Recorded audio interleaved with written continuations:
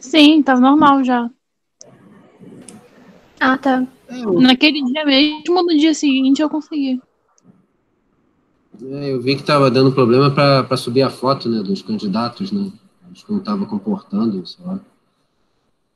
Enfim, vamos torcer para tudo dar certo, né? Mas acho que já devem então, já, pelo que eu vi, parece que eles já vão ter um posicionamento, já no próximo mês já vai bater o martelo para dizer quando que vai ser, né?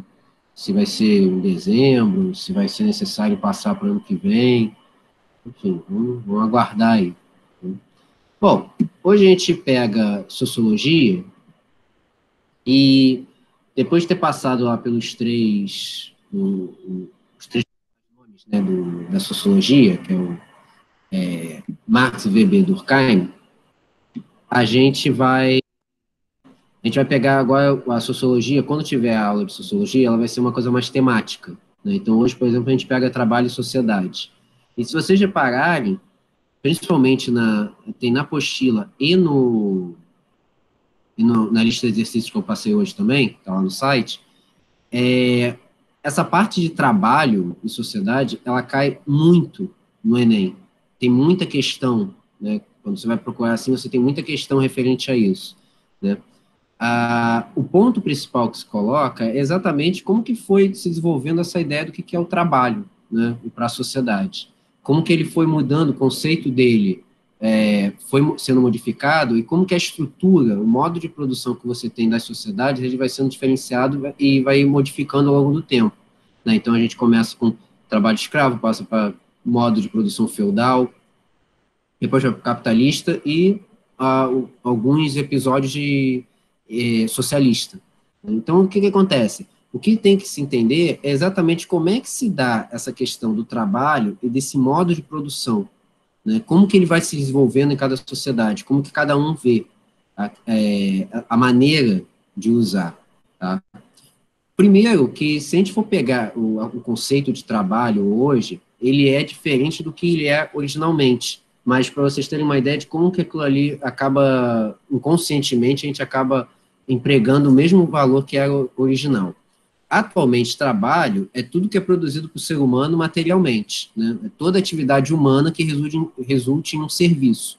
Essa é a definição básica do que é trabalho. Então, quem faz algo que exerce uma atividade material acaba sendo trabalho. Só que a palavra no original, ela vem do latim tripalium, que significa instrumento de tortura. Então, o que acontece? Esse tripalium, que vai virar um trabalho, ele significa uma coisa que é complicada, uma coisa ruim. Né? O trabalho tinha um sentido ruim na antiguidade. Tanto que quem fazia o trabalho eram escravos. A grande massa de trabalho, a grande mão de obra na antiguidade era feita por escravos.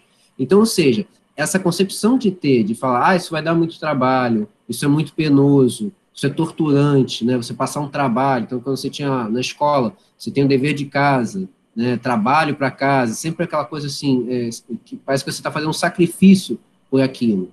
Então, ou seja, essa ideia de dar que o trabalho é algo penoso vem daquela época. Mesmo você modificando o conceito, né, que a gente fala, que a classe trabalhadora, aquele é muito trabalhador, né, aquele batalha, né, mesmo a gente tendo esse conceito, aquela ideia de que fazer algo braçal, né, fazer algo, um trabalho, é sempre algo difícil, é algo que implica quase como se fosse uma pena. Você está sacrificando a sua vida para trabalhar, para batalhar. Então, ou seja, a ideia que está aqui do trabalho, ele vai sendo diferenciado a cada sociedade. Então, por isso que ele acaba sendo relacionado a uma ideia penosa. Né? Fábio, Oi, fala. consegue projetar a tela? Posso? Deixa eu tirar daqui, peraí.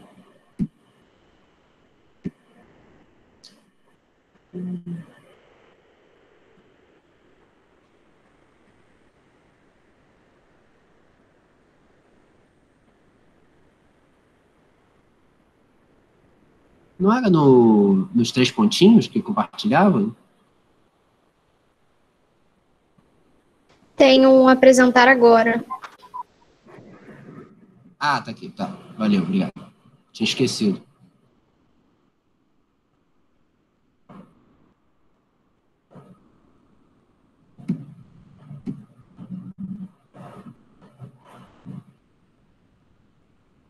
Foi?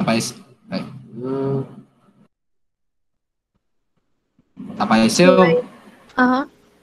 Foi? Beleza. Então, vamos lá. Aqui.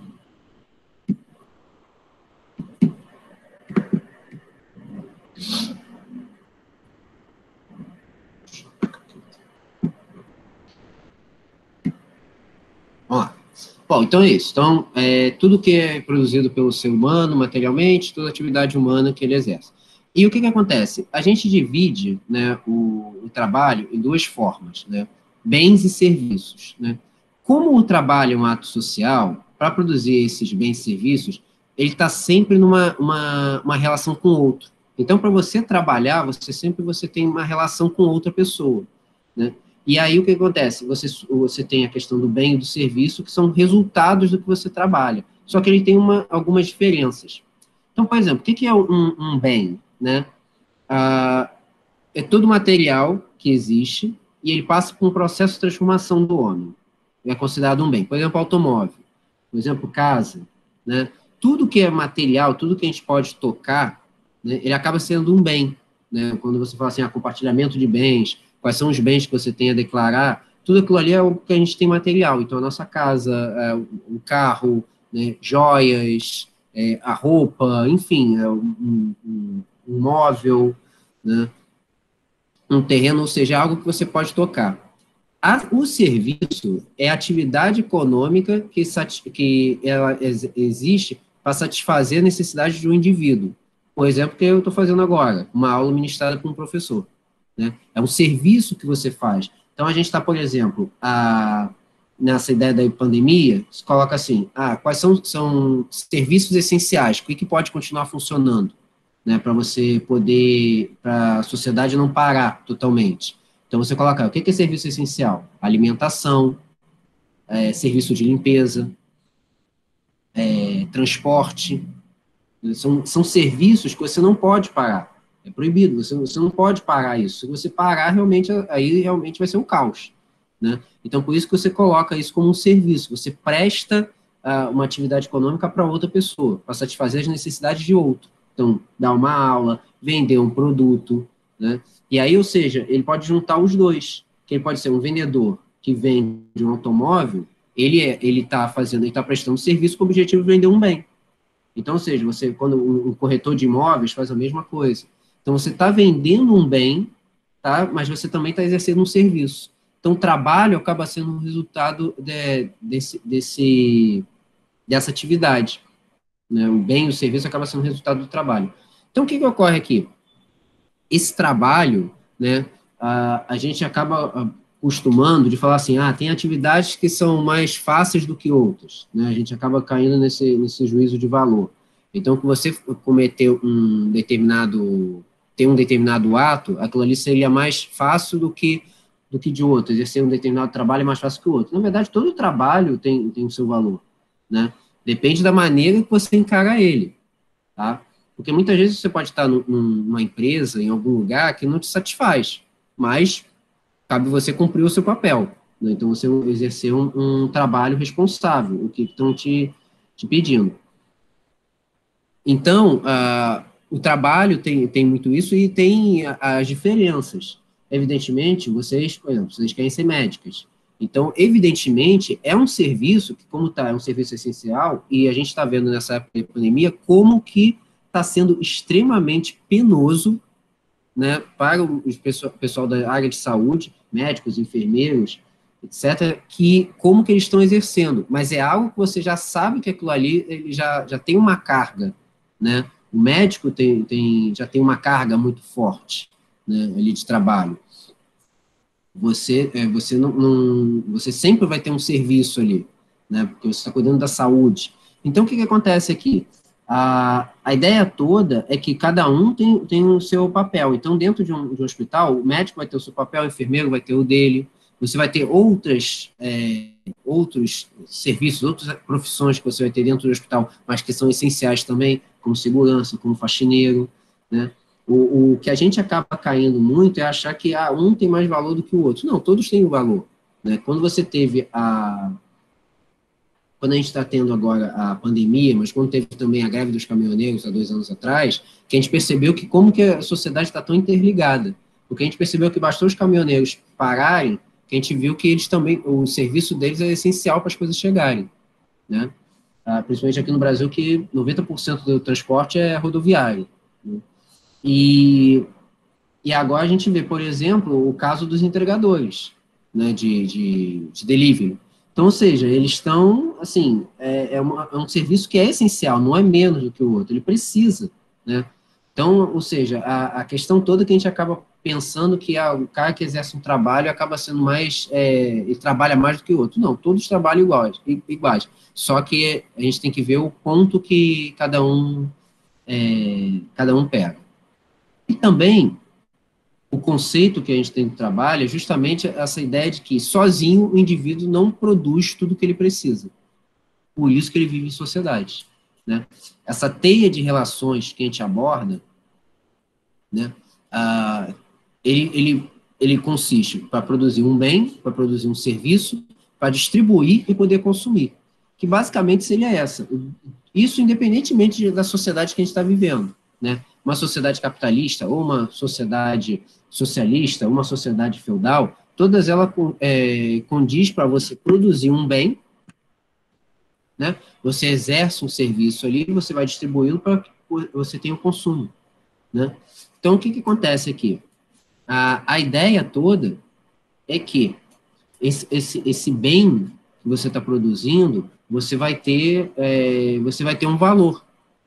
Então, esse bem que você vai produzir, você vai ter um valor, o que para outro pode ser também um valor completamente desnecessário. Então, um imóvel, ele vai variar de acordo com as condições que você coloca, né? Se você está numa área nobre, se está numa área mais pobre, se você está da frente para o mar, vai ser um valor. Então, ou seja, você vai ter toda uma condição ali.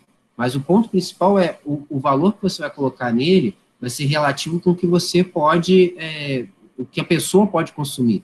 Quando você firma um aluguel, quando você compra uma casa, né? E esses serviços vão ser da mesma maneira. Então, o vendedor está lá para vender um produto. Ele quer que você compre aquele produto. Mas o ponto principal que está aqui é, você não vai fazer sozinho. Para você viver em sociedade, requer que você tenha que conviver com outras pessoas. Então, você não vai conseguir produzir tudo sozinho. Tá? A necessidade que você tem de estar em sociedade é essencial. E o processo de produção, ele vai passar a partir de 3 coisas, tá? Trabalho humano, matéria-prima e os instrumentos para produzir. É isso que vai permear o que a gente vai ver daqui a pouco, que todas as sociedades, desde a antiguidade, como que elas foram distribuindo esses 3 requisitos: o trabalho, a matéria-prima e o instrumento. O trabalho é o ato que você faz em si, tá? Como a gente viu. Como que você relaciona com a outra pessoa, você poder consumir, para você poder vender o que você está propondo. Às vezes você está vendendo até o seu próprio corpo. O que um professor faz é vender o seu próprio corpo, porque, na verdade, você está passando conhecimento, né? Outros, por exemplo, você vai pegar um sujeito que você obra na sua casa, e está vendendo um serviço mais braçal, né? E por aí vai. O engenheiro, o arquiteto, enfim, cada um vai ter a sua função. Mas isso aí tudo é um tipo de trabalho. A matéria-prima é o básico que você vai usar para poder oferecer esse trabalho. No caso aqui, conhecimento, né? Formas, método para você aplicar isso em questões, no estudo. Tá? No caso do professor, o arquiteto vai fornecer para você um panorama de como você pode transformar a sua casa. E aí, depois, a partir dessa matéria-prima, você também tem os instrumentos para produzir, ou seja, a partir daquilo ali, beleza, você tem um projeto, como que você produz aquilo, né? Então, ou seja, você precisa dessas três coisas para poder ter um processo de produção eficiente, tá? Então, esses meios de produção, todos eles juntos, eles formam o que a gente chama de força produtiva. Você precisa dos 3 para você poder produzir alguma coisa, para você ver o resultado desse trabalho. Tá? Bom, o que são os modos de produção também? É como que você produz em um determinado momento histórico. Então, por isso que as sociedades elas vão mudando ao longo do tempo. Então, Então, por isso que o trabalho escravo é diferente de um trabalho servil, que é diferente de um trabalho assalariado. Então, é a maneira que você produz, é como que aquela sociedade está apresentando para você uma maneira de funcionamento. Então, ou seja, isso tudo bate com fatores, né, para produzir esses bens e serviços que vão ser consumidos. Então, o escravo, ele produz de uma maneira, né, uma sociedade escravocrata ela produz de uma maneira, uma sociedade capitalista produz de outra. Então, isso tudo vai resultar, esses modos de produção, vão resultar de como que você articula esses membros da sociedade. Mas tudo é objetivando a produção, como que a economia daquele lugar ele vai fluir. Aquilo ali é como se fosse um acordo, né, entre as partes.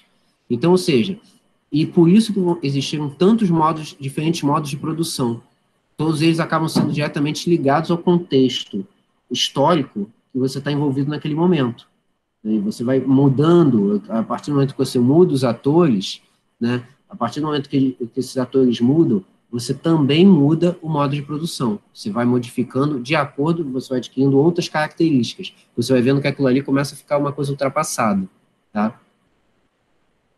Bom, pegando aqui os modos de produção, o primeiro que a gente coloca é o modo de produção primitivo, que vem lá desde a pré-história, né? Que tipo, há 10 mil anos antes de Cristo, tá? Quando você tem as primeiras tribos pré-históricas, e principalmente quando os grupos humanos eles começam a se permanecer no mesmo local, eles deixam de serem nômades e passam a se fixar no local a partir do momento que eles começam a controlar a agricultura, né, eles começam a produzir alimentos na terra, e quando eles começam também a criar animais, eles começam a domesticar os animais. Então, o que ocorre aqui? Inicialmente, as comunidades humanas, elas ficavam circulando, eram nômades. Por que isso? Porque sempre, quando eles estavam no lugar, eles apresentavam um problema com o clima, eles precisavam ter outros lugares para se estabelecerem, tá? Para eles poderem, como é que fala? Como é que posso dizer? Algo para eles poderem existir. Então, eles tinham que migrar de um lugar para o outro, porque se em algum lugar eles tivessem um problema climático, eles tinham que ir para outro território. A partir do momento que eles conseguem perceber que, se eu plantar aqui, eu posso colher o que eu posso comer, o que eu posso consumir, então eu não preciso mais me deslocar. Então eles começam a ficar sedentários, começam a permanecer nos mesmos locais. E principalmente a criar animais. Eles começam a domesticar os animais. Isso também é fundamental para essas comunidades. E nessas comunidades primitivas, aí fazendo até o gancho do que o Durkheim falava de solidariedade orgânica, solidariedade mecânica, ele falava que as sociedades primitivas eram menos complexas. Por que isso? Porque você tinha, simplesmente, todo mundo trabalhava junto, você não tinha uma questão de hierarquia naquele primeiro momento, você tem uma cooperação uns com os outros, ou seja, é uma sociedade que não é individual, é uma sociedade coletiva. Tudo é em prol do grupo, né? O grupo funciona como uma massa só, tá? E a terra acaba sendo de todos, você não tem uma propriedade privada nesse modo de produção primitivo, e a terra passa a ser um principal meio de produção. O que você planta nela é para atender todo aquele grupo, toda aquela comunidade, né? Essa concepção de que é meu, que é seu, a ideia de posse, a propriedade privada de uma maneira mais clara, ela não existe nessas sociedades primitivas. Eles vivem eles vivem de todos, né? Não existe o meu, existe de todos, tá? Não existe essa como é que posso dizer? Não existe essa questão de posse, tá? Porque aí acaba não tendo a questão da competição. A base das relações entre os integrantes do grupo funciona dessa maneira.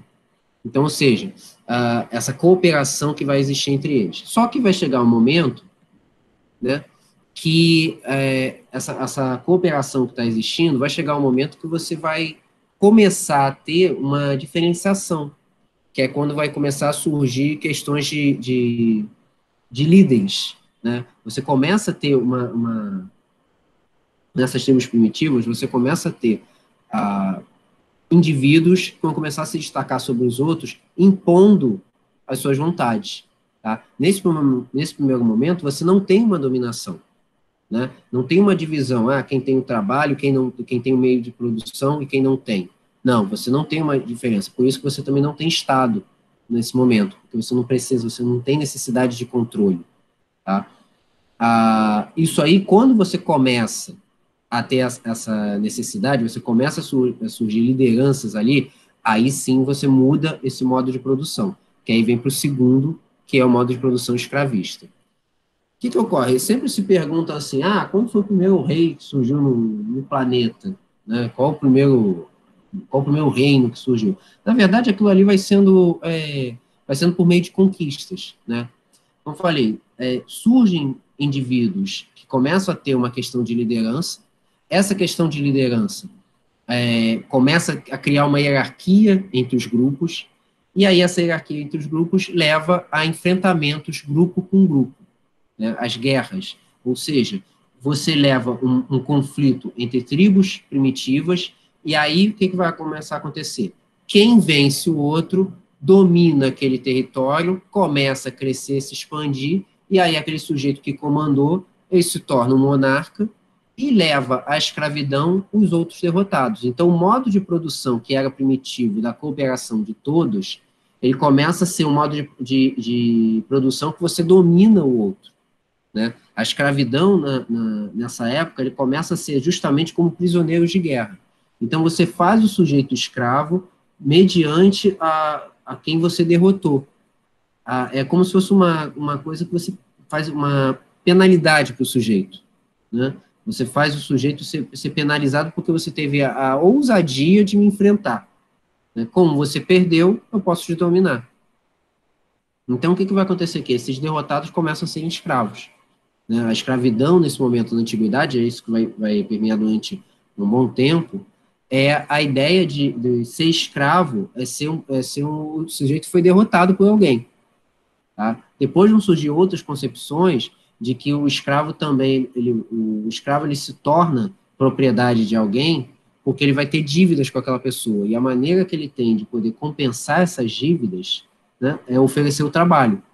Só que aí, como a gente falou lá no início da aula, a ideia de trabalho aqui, essa ideia de ser algo penoso, vem dessa época. Porque você coloca ali que para trabalhar é algo que você faz uma penalidade para alguém. Alguém vai se sacrificar por isso. Então, esse modelo econômico da escravidão é o que vai permear toda a antiguidade, principalmente a civilização grega e a civilização romana. Mas outros povos também vão ter escravos. Na Mesopotâmia, no Egito Antigo, né? Mas a base da economia vai ser essa. Mas a ideia que está aqui, que para a gente poder entender, é que eles não têm esse conceito de que isso seria algo errado. Né? O conceito que eles têm é que se eu derrotar alguém, eu posso pegar ele como meu escravo. Isso aí é legalizado. Por lei, isso aí é permitido. Né? Então, ou seja, esse senhor, ele vai ser dono do escravo, ele vai ser dono das terras, ele vai ser dono dos instrumentos de produção. Por que isso? Porque esse escravo, ele é visto como uma propriedade, ele não é visto como um ser humano. Então, ele é visto como algo, ele tem um dono. Então, esse dono, se ele tiver, como é que eu posso dizer? Se esse dono tiver uma condição forte, ele vai ter que ser obedecido. Né? O escravo não vai ter direito a nada. O escravo é realmente a base da pirâmide, é o resto do resto. Né? E é curioso como os escravos também poderiam ser pessoas que na sua sociedade original tinham prestígio e, de repente, se tornam escravos. Um exemplo que a gente tem disso é no filme Gladiador, que o Maximus, que é o personagem do Russell Crowe, ele é um general que ele é capturado, e quando ele é capturado, ele perde essa ideia de ser general. Ali ele não serve de nada. Ali ele vai servir para ser, de fato, um escravo. Ele passa a ser propriedade de alguém. E aí depois ele acaba, no caso da sociedade romana, que ele se torna um gladiador, ou seja, ele vai divertir as massas dentro do Coliseu. Então, ou seja, o escravo, ele vai ser exatamente também um instrumento de trabalho. Né? O escravo vai ser esse instrumento de trabalho que que o senhor vai ser dono, tá? Porque eles controlam esses meios de produção, eles controlam a mão de obra. Ele vai ser visto apenas como começa então uma questão de competição, coisa que não existia nas sociedades primitivas, né? Essa sociedade ela está pautada na dominação de um sobre o outro. Você começa essa questão da competição pela posse. Quem tem mais poder, né? Aí que surge a ideia de Estado, né? A gente vai ter até a próxima aula de sociologia até sobre a questão do Estado, mas já antecipando, o Estado ele vai surgir como um mecanismo de controle para você poder organizar e para poder garantir que quem tem posse de instrumentos, quem tem a posse dos meios de produção, eles não percam. O Estado vai garantir que ele tenha direito a ter o seu escravo, direito a ter a sua terra, né? Esse modelo de escravidão ele vai tomar uma proporção grande, ele vai começar a cair com a Idade Média, mas vai voltar com força durante a Idade Moderna, que é o que a gente chama de escravismo colonial. Só que aí a condição do escravo, ele muda, porque a condição de escravo, ele permanece sendo aquele sujeito que alguém é dono dele, ele é visto como um objeto, só que esse escravo, a escravidão vai deixar de ser uma questão de ser prisioneiro de guerra para ser uma questão até racial.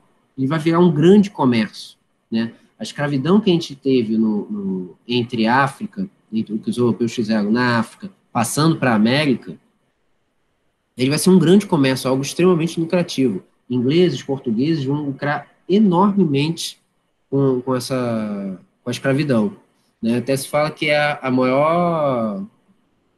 A escravidão negra, ela foi a maior...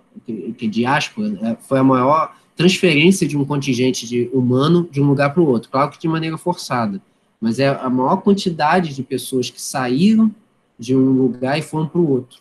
Isso em 300 anos, né? Então, ou seja, esse modelo escravista, ele volta a ser a ideia de você ser propriedade de alguém, só que ele já muda o conceito de que não é uma questão de ser prisioneiro de guerra ou dívidas com alguém, e sim puramente uma questão racial.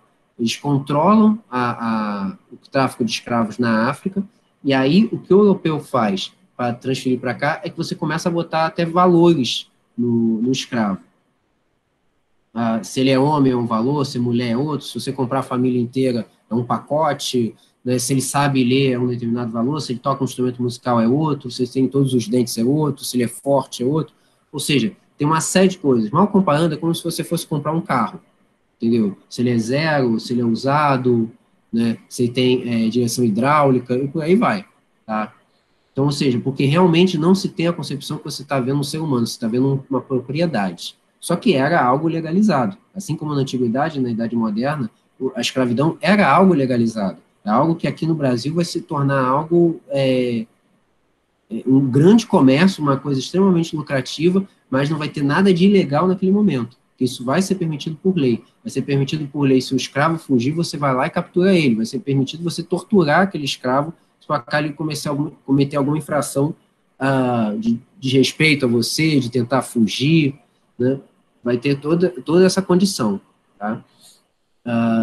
Então, ou seja, você vai ter até você ter essa concepção de que ter um escravo é errado, isso vai durar algum tempo, tá? E é justamente quando você muda o modo de produção. O terceiro aqui, que é o modo de produção asiático, esse é o menos comum, né, o menos conhecido, tá? Até pelo termo. Mas o que acontece? Ele o símbolo dele é o fortalecimento do Estado. O Estado controla os meios de produção e a força de trabalho. E o representante desse Estado é o imperador, né? O imperador é dono de tudo, tá? Isso aparece, por exemplo, no Egito, aparece na China, na Índia, nos povos ameríndios aqui, incas, astecas, maias. Você tem uma pessoa que seria representante dos deuses, né, aqui na Terra, e ele, no caso, vamos pegar aqui o caso do Egito, o faraó, ele controla tudo. Então, se ele controla tudo, né, todos os escravos pertencem a ele, os camponeses pertencem a ele, né? A produção que ficava a cargo da mão de obra, que eram os escravos, eram os camponeses, mantinham os grupos privilegiados que eram controlados por esse imperador, pelo faraó. né? No caso, depende do nome que você vai dando para a civilização. Só que o que vai acontecer aqui? Esse modo de produção do Estado controlando tudo, ele é dono de tudo, né? Vai permitir uma série de revoltas, porque a população vai começar a pensar assim, cara, não dá para eu ficar obedecendo só um único sujeito, né? Então, ou seja, ele vai ter uma série de revoltas que esse modo de produção vai deixar de existir, como hoje em dia você já não tem mais nada referente a isso, tá? Mas o ponto principal que tem aqui é a diferença que ele tem de um modo de produção escravista é que o modo de produção escravista você pode ter vários senhores donos de escravo. No modo de produção asiático, o imperador, o governante, ele controla tudo. Ele que é o dono de todos os escravos do seu reino, tá? Do território que ele controla. Bom, na Idade Média, depois que passa essa questão do modo de produção escravocrata, você... Fábio. Oi, fala, Inai. É só uma coisa, só para eu entender bem. Esse primeiro, esse segundo, esse terceiro, eles podem acontecer todos juntos? Ou é, tipo, literalmente uma coisa acaba, aí acontece outra? São separados. Você não tem como botar todos juntos. Tá? Porque o que acontece? Você poderia ter até mesmo dentro de um mesmo país, né, do mesmo território, você ter os dois. Mas dentro do modo de funcionamento de um determinado território, vai funcionar aquele. Vou pegar o exemplo aqui para você. Os Estados Unidos, depois da independência. As 13 colônias. No norte, eles tinham um modo de produção, que a gente vai ver aqui, que é o capitalista, ou seja, é amparado no trabalho assalariado. Mas o sul dos Estados Unidos era totalmente escravo. Era permitido ter escravos no sul dos Estados Unidos. Então, mesmo dentro do mesmo país, você poderia ter os dois, mas dentro desse país, num determinado território, você vai ter um modo de produção estrito.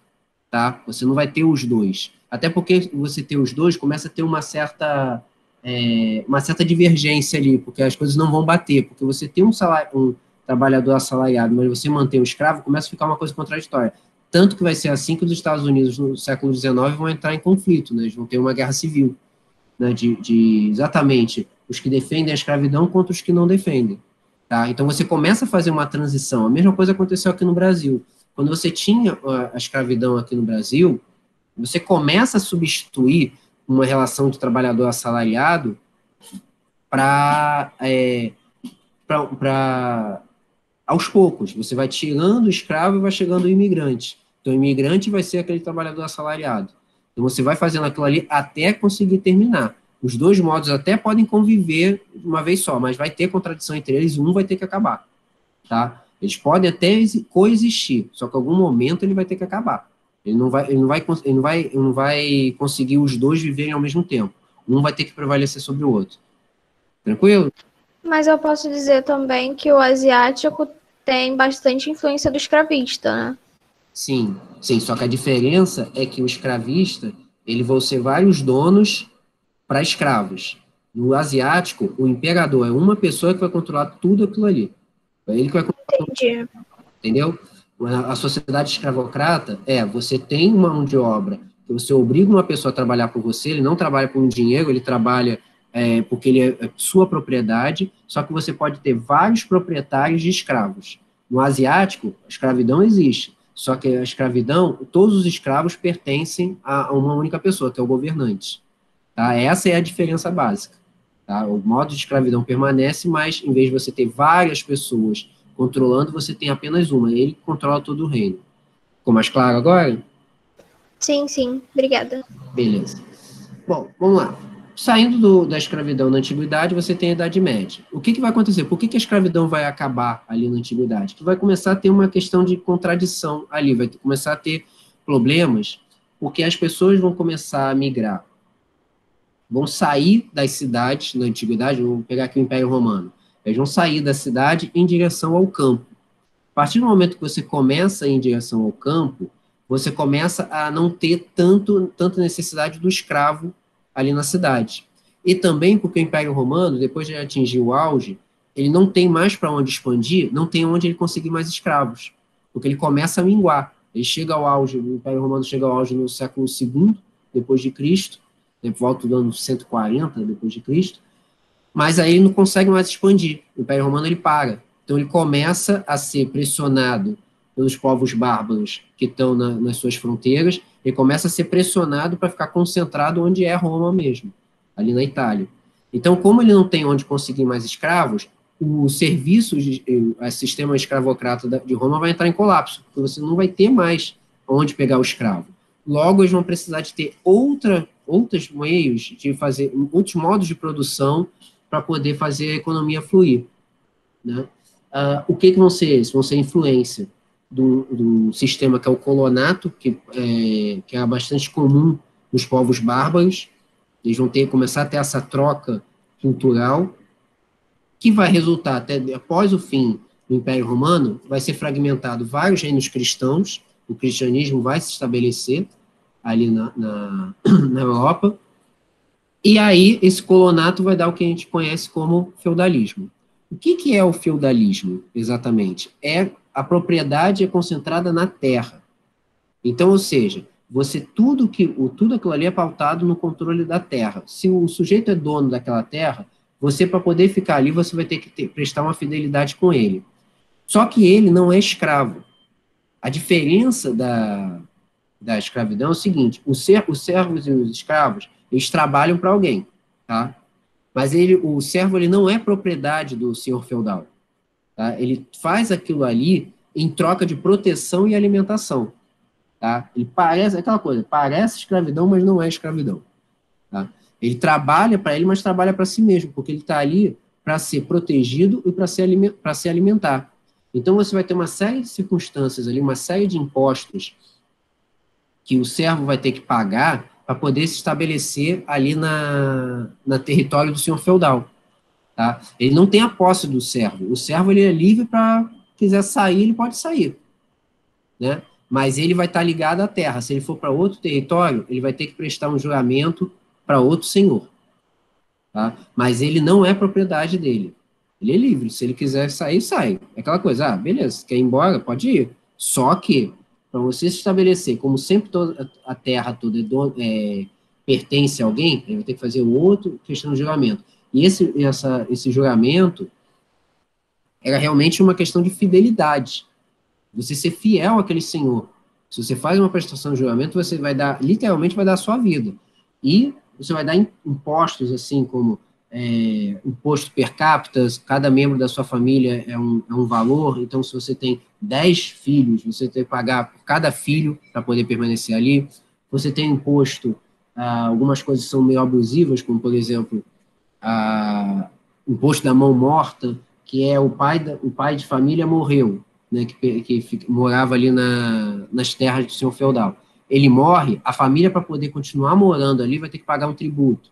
O sujeito pagava tributo de banalidade, que é o uso de ferramentas, né, enxada, pá, né, e tudo que ele utilizava, ele tinha que pagar também para poder utilizar. Então, ou seja, ele é totalmente ligado à terra. E fora outros, né, que se o senhor feudal fosse casar, ele tinha que contribuir com uma quantia para poder ajudar o senhor feudal, mesmo o senhor feudal tendo mais condições do que ele. Enfim, mas ele era ligado à terra. Ele tinha que ficar ali. Qual é a grande consequência que você vai ter disso? Uma descentralização política. Tá? Esses reinos cristãos que vão ser formados, visigodos, ostrogodos, enfim, francos, todos eles ali vão estar pautados em você concentrar ali, você vai ter a figura do rei, vai existir, mas o rei não detém de todo o poder. O rei, inclusive, é um senhor feudal. Ele é o soberano. O que está acima dos senhores feudais, né, que são os suceranos. Só que o poder é totalmente fragmentado. Ele não consegue concentrar o poder nas suas mãos. Você quebra esse poder ali. Né? Esse poder todo é concentrado de acordo com a região. Tanto que, nessa época, a identificação que você tem é mais com o seu território do que com uma questão nacional, né, que ainda não existia essa ideia de nação plena. Então, por exemplo, quando você se identificava, você falava primeiro da região que você era. Vamos pegar aqui, região da França. O cara é da Bretanha, ele é católico e ele é francês. Quando você vai quebrar essa relação feudal, você muda o sistema. Você primeiro se identifica francês, depois se identifica a sua religião, para depois você falar a localidade que você se encontra. Tá? Então, você muda a lógica. Então, essa lógica feudal é por quê? Porque você tem um poder desfragmentado, tá? Desculpa, você tem um poder fragmentado. Cada senhor feudal controla uma região. Tá? O rei, a figura do rei existe, mas ele não é uma figura imponente, que ele impõe uma ordem em si. Isso aí vai começar a mudar quando você vai ter a unificação dos reinos, formando o que a gente chama de Estado moderno, que é o quê? É o Estado absolutista, é o Estado que vai concentrar o poder nas mãos de uma única pessoa. Né? Ele vai resgatar novamente o que era, por exemplo, o Império Romano, você concentrar o poder nas mãos de uma pessoa.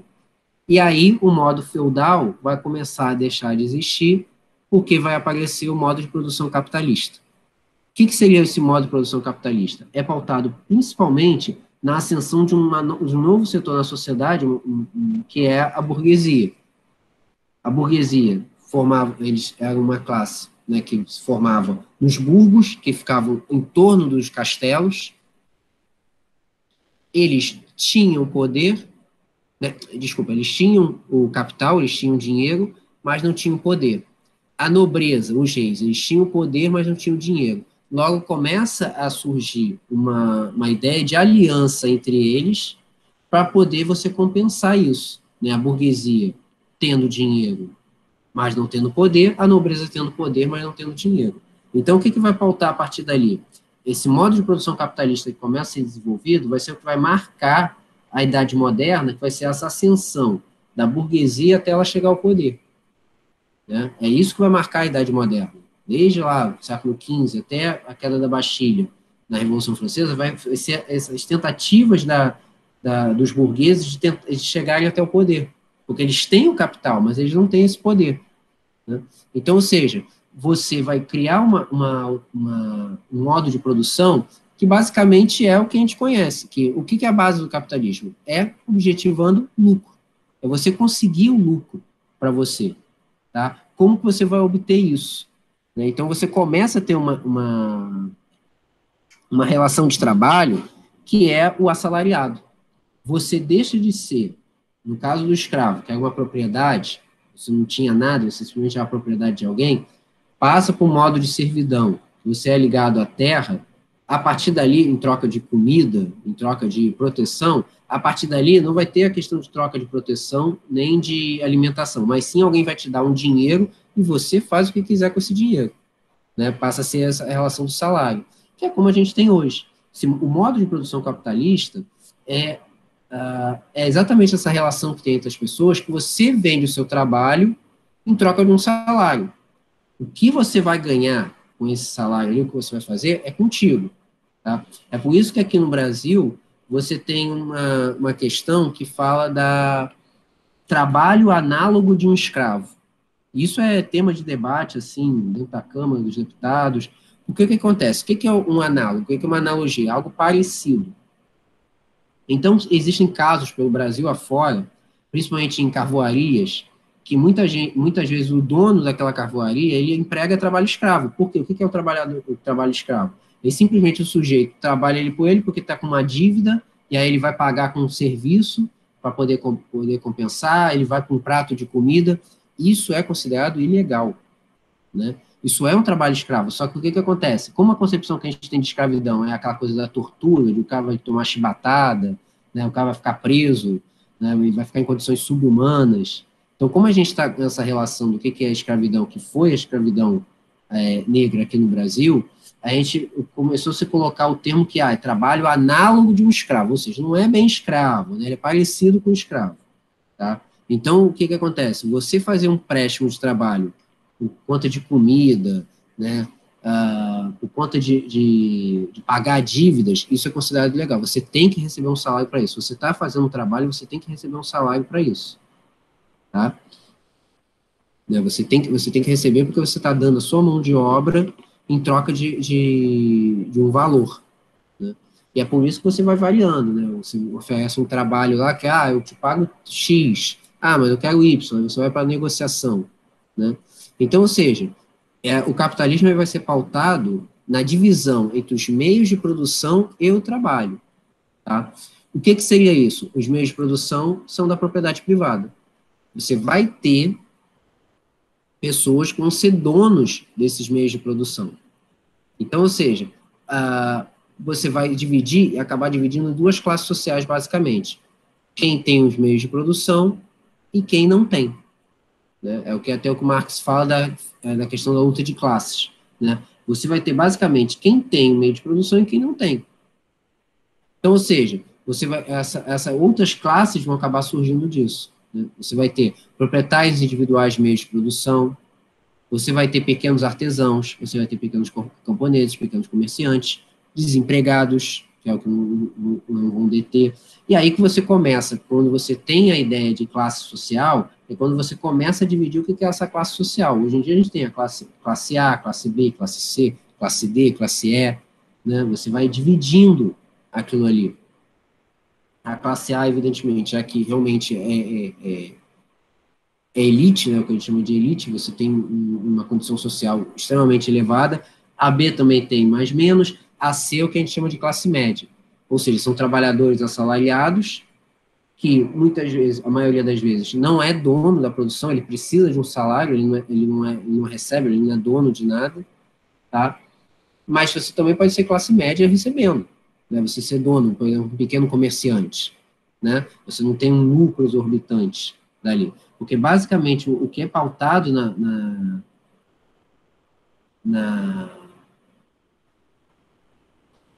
o que é pautado no capitalismo é você ter o lucro, né? E não há nada de errado nisso, né? Você ter o lucro. Como que você vai obter o lucro, que é a questão, né? Se é algo legal que você vai fazer, se é explorando outras pessoas, né? Essa é a questão, mas o que está pautado ali é o lucro. E como é que você faz esse lucro? Quando você abre um negócio que você tem que ter, mais você tem que receber mais verba do que você vai gastar.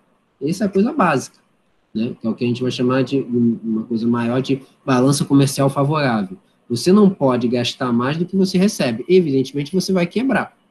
Se você começa a gastar, se o seu gasto mensal é 100 mil reais e você recebe 50 mil, evidentemente, uma hora vai dar ruim. Uma hora vai dar ruim, a conta não vai bater. Né? Então, ou seja, é o lucro. E não é só você tem 100 mil de gasto, mas se você também recebe 100 mil, você não vai adiantar de nada, você vai continuar na mesma. Você vai estar parado. Você tem que ser o que você tem do lucro que você vai obter, você tem que ter uma margem ali que vai ser aquilo ali vai ser o que fosse o equivalente ao seu salário, você sendo dono de um negócio, de um estabelecimento. É aquele lucro ali, aquela margem que você vai ter, que você tem que ter. Eu recebo uma receita total, sei lá, de 100 mil reais. Dentro desses 100 mil eu tenho que pagar a conta de luz, conta da água, tenho que pagar, se não for meu, pagar o imóvel, né, o aluguel do imóvel onde está o estabelecimento, tenho que pagar o salário dos meus funcionários, tenho que adquirir a mercadoria para poder vender, e além disso você tem que ter uma margem que aquilo ali que sobrar é o seu lucro, né, para você saber exatamente quanto que você está ganhando ali. Aquilo que, entre aspas, né, isso seria o salário do proprietário, né, esse lucro ali que está vingando. Tá? E é isso que é a questão toda que bate, que é a diferença do capitalismo para as outras que a gente viu até agora. Porque o feudal, o escravista, não tem essa divisão do lucro, né? Tudo aquilo ali fica para ele. Você não tem que pagar o salário a alguém. Então, tudo que o cara faz de trabalho, no caso do escravo, no caso do servo, tudo vai para ele e ele tá com esse poder na mão. E aí surge a questão de uma competição entre as pessoas, porque o sistema capitalista também é uma questão de mercado, então é uma questão de concorrência. Vai sobreviver quem conseguir ser melhor, né? Quem conseguir vender mais, né? Quem conseguir se estabelecer melhor na sociedade. A lógica capitalista é exatamente essa. Então, ou seja, tudo aquilo ali pode ser transformado em mercadoria. A terra se transforma em mercadoria, o instrumento de trabalho em mercadoria, máquina em mercadoria, capital de dinheiro em mercadoria, mão de obra em mercadoria. Você tem uma mercadoria que, de uma forma mais global, você acaba vendendo, a gente também vai ter uma aula mais específica sobre isso, mas, por exemplo, quando você vende entretenimento, é uma mercadoria que você está vendendo. Você compra um copo de um personagem de filme é uma mercadoria que você vende, você ganha um valor sobre aquilo, porque tem a questão dos direitos autorais, né? Você comprar uma camisa branca sem nada, vai ser um valor. Agora, se você colocar o Snoopy ali, já vai ser outro. Você já vai vender uma questão de um direito autoral que você vai ter. O valor muda. A produção que você tem ali, ele vai mudar completamente. Tá? Então, esse modo de produção capitalista é o que vai prevalecer até os dias de hoje. É o que nós vivemos aqui no Brasil e na maior parte dos países. Né? Você não tem uma... Você tem a maior parte dos países hoje vivem de uma forma capitalista, que vai ter uma série de crises ao longo do tempo. Né? Até se fala mesmo que uma das crises que a gente vai viver, já está vivendo e vai intensificar mais com a questão da pandemia. Né? A gente vai viver uma crise do capitalismo, porque muitas empresas já quebraram, muitos lugares já abriram falência, né? A gente não sabe exatamente o grau que vai ser, mas que vai ser uma crise, vai, para poder se recuperar. Então, você tem várias crises ao longo do capitalismo. Né? Você tem uma crise no século XIX, que é quando você começa a formar um capital monopolista com trusts, você começa a concentrar o capital naquele momento, você forma cartéis, né? Você holdings, ou seja, você começa a concentrar o capital, ele começa a ficar muito grande. Você vai ter a crise de 29, que é a maior até hoje, né, que vai ser um efeito cadeia, que você vai produzir demais e daqui a pouco você vai produzir tanto que você não tem quem comprar, né? Porque isso acontece muito com vários produtos, né? Muitas vezes você começa a ter um boom em determinado produto. Então você começa a vender, tal, você começa a produzir e começa a ter ramificações daquele produto, de repente você vendeu tanto que daqui a pouco você não tem nem mais comprador, porque aquilo ali esgota. Que foi a causa que aconteceu com a crise de 29. Você produziu tanto, que chegou um momento que você não tinha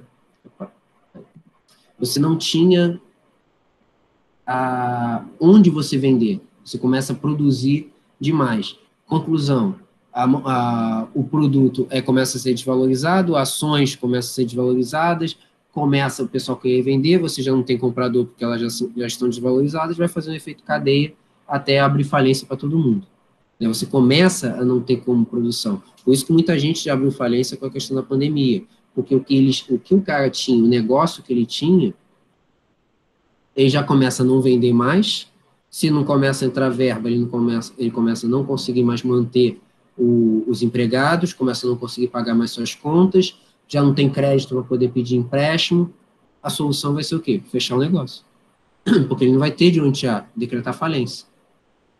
Então, ou seja, o capitalismo tem essas questões de realmente de você ter uma disputa ali, uma disputa por clientes, uma disputa por mercado, tá? E aí, conforme vão tendo esses questionamentos, surgem outras alternativas para enfrentar a questão econômica. A principal delas vai ser o modo de produção socialista, tá? O que é esse socialismo? O socialismo, ele é um conjunto de ideias para você socializar esses meios de produção. É você voltar ao que era lá no início de uma sociedade primitiva, ou seja, você colocar que você não tem donos dos meios de produção, todo mundo é dono de tudo. Ou seja, só que a única maneira que você tem de colocar uma igualdade para todo mundo é acabar com a propriedade privada. E é evidente que isso aí vai provocar revoltas, revoluções, enfim, questionamentos no mundo todo, como é até hoje, né? Porque você chegar do nada e falar assim, não existe mais propriedade privada, o que é seu agora, o que você possui de terreno, tudo isso pertence ao Estado, a partir de agora isso vai ser distribuído igualmente, é óbvio que vai gerar revolta das pessoas. É só a gente se colocar no lugar delas. Você tem uma propriedade, é sua, e de repente o cara vai lá e toma de você. É algo que você conquistou durante anos. É evidente que vai dar revolta, vai ter problemas. Né? Mas alguns países, principalmente ao longo do século XX, vão adotar esse modo de produção. A União Soviética, a China, hoje a Coreia do Norte, Cuba, né? Alguns países da África, como Angola, como Moçambique. Né? No auge da Guerra Fria, você vai ter essa disputa entre capitalismo e socialismo, qual a melhor maneira para você viver. Tá? o que vai ter ali presente no modo capitalista nesse momento? Um Estado mais que garante as liberdades individuais, um Estado mais enfraquecido, né? Ele não vai ser controlador da economia, ele vai ser para poder garantir o famoso Estado do bem-estar social, você vai garantir educação, saúde, condições para a pessoa poder viver bem.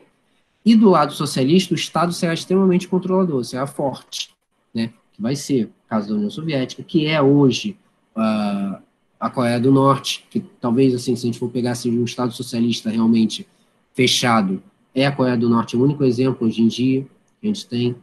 Cuba ainda é socialista, mas ele já está começando a se movimentar para ir para o lado capitalista, tanto que a Constituição deles foi modificada ano passado, já permitindo que você tenha propriedade privada.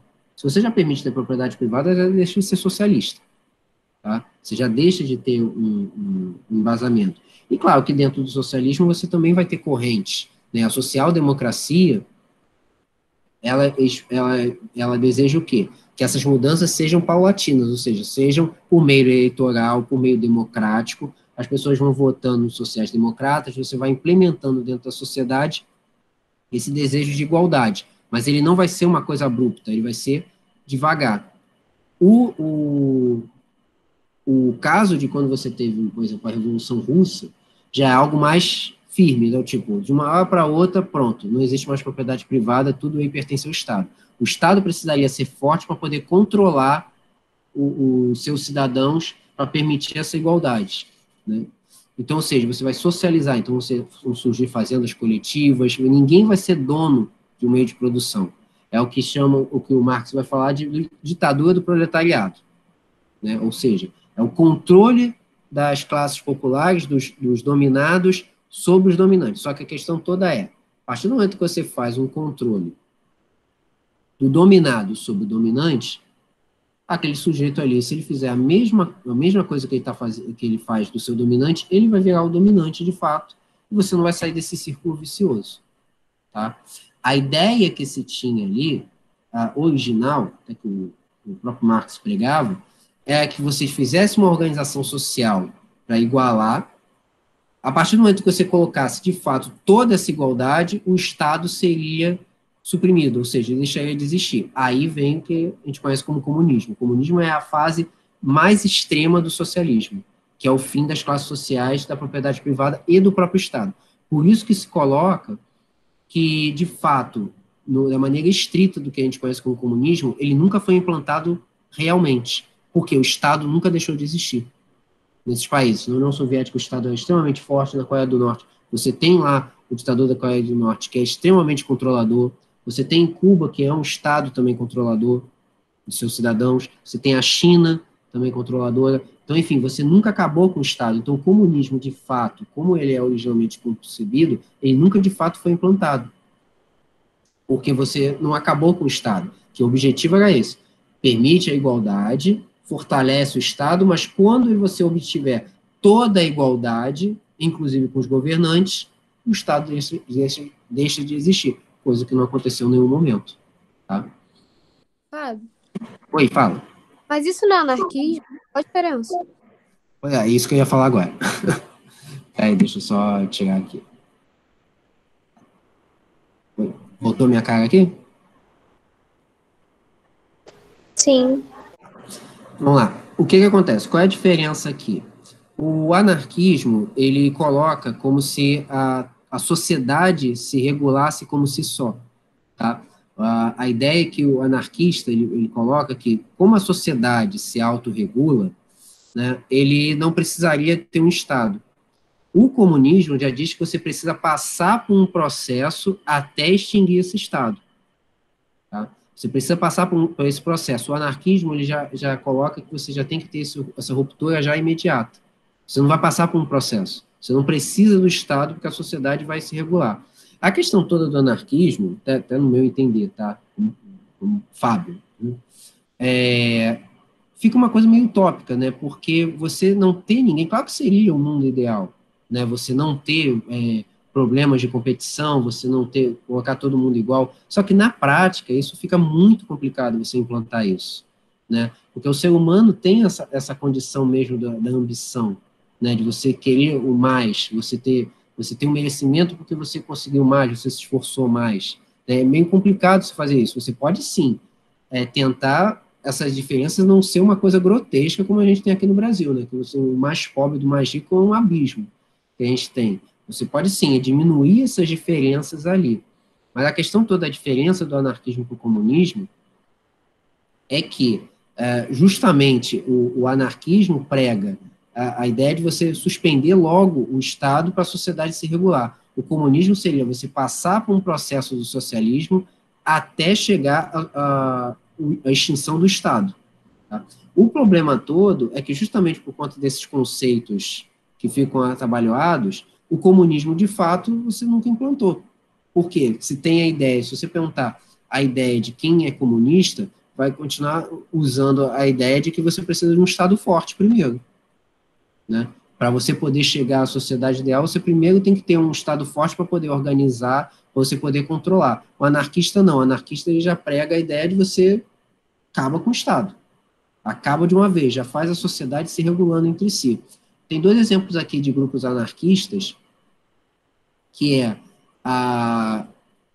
são os Anônimos, o Anonymous, que é um grupo hacker, né, que eles invadem sites para poder controlar, tipo, território de ninguém, e os Black Blocs, que aí já caiu um pouco mais de desuso, né, eles estão mais fortes até uns anos atrás, quando se teve as grandes manifestações aqui no Brasil. Né? Eles são grupos anarquistas, né? Por isso que o grande enfrentamento que os Black Blocs têm é com a polícia, porque eles entendem que a polícia é um braço do Estado. Então, se eles são contra o Estado, então eles também são contra a polícia. Entendem que você não tem que ter um controle sobre ninguém, né? A ideia toda é essa. É aquela coisa, tipo, pô, bacana, beleza, você realmente, você não ter o controle, você não ter alguém te controlando, seria excelente. Seria uma sociedade igualitária, seria o máximo pra gente. Mas é como que você aplica isso na prática? Como que você vai conseguir convencer as pessoas, se você colocar aquilo ali na sociedade, de uma maneira mais ordeira, e entender que o sujeito não vai poder ter propriedade privada? É evidente que isso vai dar problema. É por isso que você teve tanta dissidência quando você foi implantado o socialismo, o comunismo no leste europeu, em Cuba, na União Soviética. Por isso que muita gente fugiu do país. Porque a partir daquele momento, o cara não pode ter propriedade privada, não existe. Entendeu? A partir do momento que você coloca que aquilo ali é um modo socialista, você não tem como colocar propriedade privada ali. É por isso que dentro do ramo do modo de produção socialista, você tem grupos que defendem de uma maneira, como os sociais-democratas, eles defendem isso de uma forma paulatina, ou seja, com o tempo. Eles são contra fazer algo, uma ruptura, né? Você quebrar você quebrar um modo de produção de uma hora para outra. Não, isso aí sendo feito de maneira paulatina, ou seja, bem devagar. É você convencer a população que aquilo ali seria o melhor caminho. Tá? Então, para a gente poder fazer um resumão aqui. Modo de produção primitivo. Sociedade coletiva para todo mundo. Não existe competição. Tá? As pessoas entendem que você deve fazer isso em prol do grupo, não tem espaço para individualidades. Tá? Modo de produção escravista. O escravo é propriedade de alguém, ou seja, você tem vários proprietários, só que aquele proprietário ele controla, inclusive, a vida das pessoas, e esse escravo é pautado para pagar dívidas e a partir de prisioneiros de guerra, ou seja, você subjuga alguém. Modo de produção asiático é parecido com o escravista, só que quem controla o escravo, quem controla tudo, a terra, o escravo, é o imperador, é o governante. Fica nas mãos de apenas uma pessoa. Tá? Modo de produção feudal é parecido com a escravidão, mas o controle é sobre a terra. Quem detém o controle da terra controla as outras pessoas. Só que o servo, ele é livre, ele tem que fazer um juramento, ele faz o trabalho dele em troca de comida, em troca de alimentação e em troca de proteção. Ele não é propriedade do senhor feudal. Tá? Ele é livre para sair, mas ele tem que fazer um juramento, jurar lealdade a ele, para ele poder ter as condições mínimas para ele poder se sustentar. Modo de produção capitalista, girando em torno do lucro, e para você adquirir algum dinheiro, você adquire verba, um salário, para poder se sustentar. Você é pago O seu patrão te paga um salário, e aí com esse salário que você vai receber, você gasta da maneira que lhe convir, né? A partir do momento que você vendeu, você combinou com um contrato um valor X de quando você receberia, ele tem que pagar esse valor X para você, tem a questão dos direitos trabalhistas também, mas você recebe esse valor combinado, e aí você que vai conseguir, você que vai se sustentar, né, a partir desse salário que você recebeu. O que você vai gastar, o problema é seu. E aí você separa, e quem tem modo de produção, quem é dono do modo de produção, quem é o que não detém o modo de produção. Ou seja, ele tem que vender a sua força de trabalho, e quem é o dono dele, que é o que vai pagar esse salário para essa pessoa. E o modo de produção socialista, que é você tentar voltar para esse modo primitivo, mas ainda com a presença do Estado. Esse Estado tem que ser forte, tá, para poder garantir que todos vão ser iguais. Você suprime a propriedade privada até chegar ao nível que vai ser o comunismo, que aí tudo, quando você já atingir uma igualdade plena, você até mesmo o Estado acaba, tá? A diferença que a gente vai aqui para o anarquismo é que o anarquismo quer essa ruptura imediata. O socialismo, para até chegar ao comunismo, seria uma maneira mais paulatina, ou seja, você faz aquilo ali de uma maneira devagar, você vai fazendo por etapas, né, até chegar à igualdade e aí suprimir o Estado. Tá claro, gente? Alguma dúvida, questões? Eu só não entendi uma coisa. Hum. Como que eles vão retornar ao primitivo tendo a mão do Estado? Para mim, parecem coisas opostas. O que acontece? Como a sociedade já passou muito tempo daquele estado primitivo, então já surgiu a competição. Esse estado vai ser justamente para controlar essas pessoas, dizer assim, ó, chega de competição, agora vai voltar todo mundo a ser igual. Todo mundo é igual, não tem essa coisa de competição. Então, o estado que ele fala no socialista, né, no modo de produção socialista que ele fala, ele é necessário no primeiro momento justamente para poder ter esse controle. No primitivo, o estado não existia. Então, eles entendiam que você tinha essa ideia de fazer com o pau do grupo, é algo natural, né? É algo que já acontecia de maneira natural. O socialista, não. Ele precisa ter esse Estado para poder incutir na cabeça das pessoas que ele vai, a partir de agora, ele não vai ser maior do que ninguém, vai ser igual a todo mundo, né? Ele não vai ter uma propriedade privada, ele não vai ter um dinheiro a mais do que o outro, não, vai ser todo mundo igual. Então, esse Estado, nesse primeiro momento, ele vai surgir justamente para poder controlar, tá? A ideia original, claro, a partir do momento que não precisasse mais dele, ele acabaria, tá? Mas na sociedade primitiva, esse Estado não existe porque ele não precisa, porque eles não têm esse sentido de competição, essa disputa entre eles. No socialista, ele já está vindo para uma sociedade que já é pautada na competição. Então, você precisa do Estado ali para poder controlá-lo, para tirar essa competição, dizer que um é mais do que o outro. Tá melhor? Entendi. Tá? Beleza. E aí, gente, mais alguma coisa? Tudo certo? Tudo certo. Tudo certo? Então tá bom. Então, próxima aula, filosofia, tá? Depois a outra, sociologia, a gente começa já exatamente essa coisa do intercalar, né? Pode ser que tenha duas filosofias, mas por enquanto tá assim. E sociologia vai ser realmente pautada em temas. A filosofia segue na ideia de pessoa física, né? De filósofos mesmo. Tá bom, gente? Beijo. Bom fim de semana para vocês. Até sexta-feira. Tchau, tchau. Para você também. Tá.